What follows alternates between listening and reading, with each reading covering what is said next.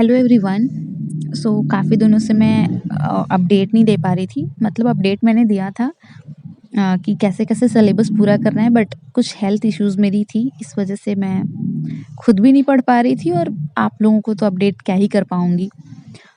कल से फिर मैंने अपना पढ़ाई का रूटीन स्टार्ट किया है। कल रियल मैंने कंप्लीट किया और आज स्टैटिक्स करना है मुझे।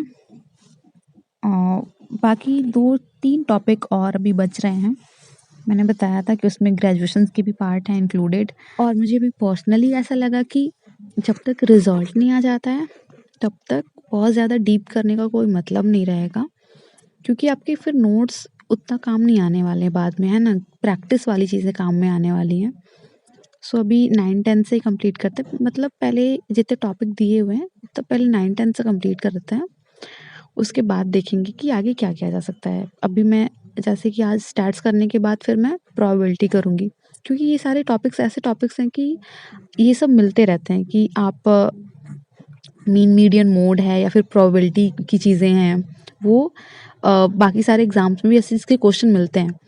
और 10th में 9-10 से हो गया था दोनों का टॉपिक। और क्योंकि मैं, आपको पता है कि मैं हिंदी मीडियम से हूँ, मुझे लिखने में प्रॉब्लम ना हो, इस वजह से मुझे प्रैक्टिस करनी पड़ेगी लिखने की, कि क्वेश्चन को सॉल्व कैसे करना है, देयरफॉर ये सारी चीज़ें यूज़ कहाँ करनी है। मैं प्रेफर करती हूँ कि मैं लिख के ही प्रैक्टिस करूँ। और ठीक है, बस यही था आज का। और इसके बाद फिर मैं प्रोबेबिलिटी करूँगी और 3 टॉपिक और बचेंगे, मैट्रिक्स, कैलकुलस और एक और मिसलेनियस है, मतलब इनइक्वालिटी और समथिंग। 2-4 टॉपिक उसमें है, मिक्स करके उसमें 12th तक का और ग्रेजुएशन दोनों दिया हुआ है। तो उसको अभी सोच रही हूँ कि लास्ट में ही करूँ, पहले पता नहीं, हो सके तब तक रिजल्ट आ जाए। और मैंने सोचा था कि 25 तक या फिर बहुत ज़्यादा से ज़्यादा 30 तक तो रिजल्ट आ ही जाने हैं, और फिर मैं कंप्लीट कर लूँगी। हाँ, बीच में थोड़ी बीमार हो गई थी 2-3 दिन के लिए। ठीक है, वो अगर छोड़ देते हैं तो 3-4 टॉपिक और बचे हुए हैं इसको लेके, वो कंप्लीट हो जाने हैं एट द 1 हफ्ते लगेगा शायद, 2, क्योंकि अभी तो 2-2 3-3 दिन मैं देने वाली हूँ, टेस्ट नहीं दूँगी इस चीज़ का अब, क्योंकि ये सारे क्वेश्चंस फिर लिखने वाले ही ज़्यादा हो जाते हैं। और फिर ये सारे मैंने क्वेश्चन प्रैक्टिस की थी। मैं क्या कर रही हूँ ना कि जो टॉपिक दिए हुए हैं उसमें, उसको लिख के डिटेल्ड, फिर टॉपिक वाइज जितना भी अगर मिल रहा है बुक में ठीक है, या फिर अगर ऐसा कुछ लग रहा है कि नहीं ये तो, इसका तो डेफिनेशन मैंने लिखा नहीं, इसको नहीं समझ पा रही हूँ, देन फिर मैं सर्च करके कर ले रही हूँ। यहाँ पे मैंने सारे नोट्स यहाँ पे ऐसे कंप्लीट किए थे। थोड़ा ग्राफ वाला था तो अच्छा लग रहा थोड़ा देखने में ही, और कुछ नहीं। सारे एक-एक टाइप के सारे क्वेश्चंस मैंने कर लिए थे, कि जितने भी टाइप के क्वेश्चंस में दिए हुए हैं, मैंने एक-एक टाइप के क्वेश्चन कर लिए थे। इसके बाद एक हो गया, एक शिफ्ट का मेरा, मैं 2 शिफ्ट में सोच रही हूँ पढ़ने का, क्योंकि अभी आपको पता है कि मेरा यूपीएसआई का भी पेपर आ गया है, और बहुत ज़्यादा टाइम यूपीएसआई के लिए भी नहीं है, क्योंकि ईएमआरएस के लिए मुझे लगा था कि मैं थोड़ा-सा तो सोच पाऊँगी कि क्या करना है, बट अभी रिजल्ट ही नहीं आया, कुछ क्लियर ही नहीं हो पाया। यूपीएसआई के लिए मेरा बेसिक मैथ ना बहुत वीक हो गया है। मैंने केवीएस का पेपर दिया था, उसमें मेरा कोई चांस लगता तो नहीं है, पता नहीं, अब देखते हैं। बट मेरा बेसिक मैथ्स बहुत वीक हो गया है। सबसे पहले मैंने सोचा कि एसएससी वाला जो मैथ्स है वो कंप्लीट करती हूँ, वो तो हर ही जगह आना है। अभी DSSB का होगा पेपर, उसमें भी एसएससी का सिलेबस पूरा इंक्लूडेड है, उसमें भी काम आ जाना है। और ठीक है, बेसिक मैथ तो हर सारे एग्ज़ाम में आती है। मैंने कोई तो ये अग्रवाल की कोई बुक है, मेरी बहन के पास थी, मैंने उससे प्रैक्टिस स्टार्ट की। इसमें सारे बैंकिंग और एसएससी वगैरह के क्वेश्चंस दिए हुए हैं एक साथ ही। मैंने इसे नंबर सिस्टम से स्टार्ट किया था, कि सोचा था कि एक-एक दिन में 2-2 दिन में एक-एक टॉपिक अगर करूँगी तो कंप्लीट हो जाएगा। और एक मूल विधि है, जैसे एक टीचिंग वालों को शायद अगर ना पता हो, तो मूल विधि जो भारतीय न्याय संहिता बीएनएस की धाराएँ हैं, वो पढ़नी पड़ती हैं, तो वो मेरे लिए एकदम बिल्कुल ही नया है। बाकी चीज़ें तो पढ़ी हुई हैं, जीएस में थोड़ा देखना पड़ेगा, और जीएस मेरा थोड़ा ठीक-ठाक है तो चल जाता है काम, और करंट देखना पड़ेगा।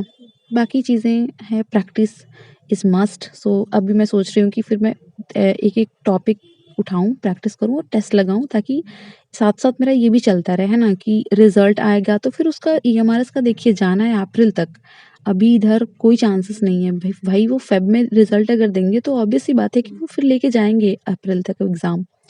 तो फिर मैं ये भी मेरा साथ-साथ चलता रहता कि मेरे को रिग्रेट ना हो कि मैंने उसके चक्कर में इसको भी छोड़ दिया, क्योंकि अगर अब वो अप्रैल के मिड या लास्ट तक चला जाता है तो इसके लिए भी टाइम मुझे मिल जाएगा और इसका एसआई का तो फिर बीच में ही रहना है। फिर मैंने यहाँ से प्रैक्टिस किया था और ये मैंने टेस्ट दिया है। टेस्ट में मेरे मार्क्स आप देख रहे हो यहाँ पे इतने हैं और एक क्वेश्चन मेरा गलत हो गया था। 9 क्वेश्चन सही थे।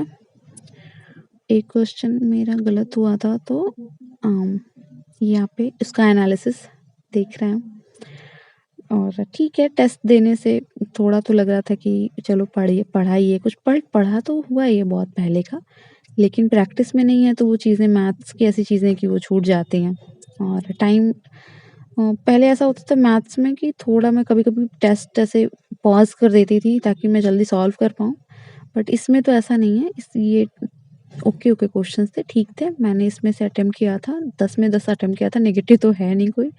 तो एक क्वेश्चन मेरा गलत हो गया था, ये 10th वाला, वो भी टाइम की इश्यू की वजह से ही हुआ था, फैक्टर्स उसमें निकालने थे तो वो हो जाता, बट ठीक है। यहाँ पे मैं दिखाती हूँ लास्ट वाला क्वेश्चन डायरेक्ट। हाँ, ये वाला क्वेश्चन है कि 144 का कितना फैक्टर होगा। देन यहाँ पे टाइम के इश्यू देखिए, ये पे ठीक ही था। और एक बाकी तो और सब अपडेट सही ये था। देनी थी कि यूपीपीएससी का कैलेंडर आ गया है, 6 तारीख को है, 6 दिसंबर को, बहुत ज़्यादा लेट हो गया है, बट आप एक बार चेक कर लीजिएगा कि टाइम थोड़ा सा तो ज़्यादा हो ही गया है, जून जुलाई तक हो जाता तो बेहतर होता, बट ठीक है। अभी आप एक बार फिर से आप चेक कर लीजिएगा, देख लीजिएगा। बाकी जिसके एलटी वगैरह के एग्ज़ाम होंगे और जीआईसी के एग्ज़ाम होंगे वो भी अपना चेक कर लें। बस that's it, thanks for watching, bye bye.